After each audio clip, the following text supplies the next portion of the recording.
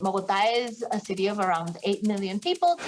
We have to work not only on convincing people that fossil fuels are a thing of the past, but we have to have people feel safe, both using public transport and riding their bikes or walking across the city. Colombia's bustling capital has an ambitious climate action plan, aiming for a 15% reduction of greenhouse gas emissions by 2024, a 50% reduction by 2030, and carbon neutrality by 2050. I am Carolina Urrutia. I am the Secretary of the Environment, or the Deputy Mayor for the Environment for Bogotá, Colombia.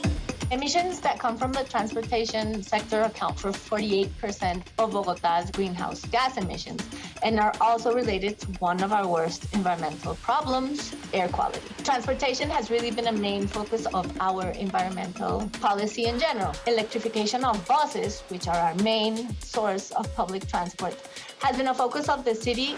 Our second, possibly most important area is solid waste and water management, particularly because we have a landfill and we're still burying a lot of our waste.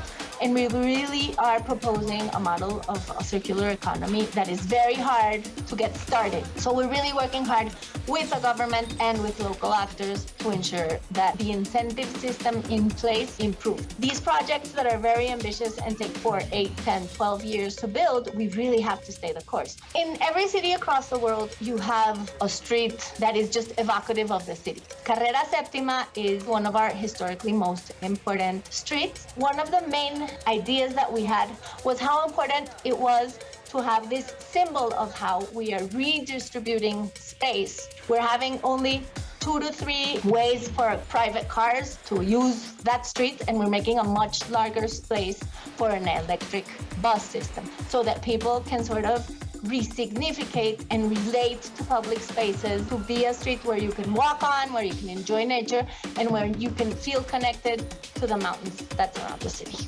The city's infrastructure for bicycles has been in development since the 80s, but that doesn't mean shifting the urban landscape towards sustainability has been easy.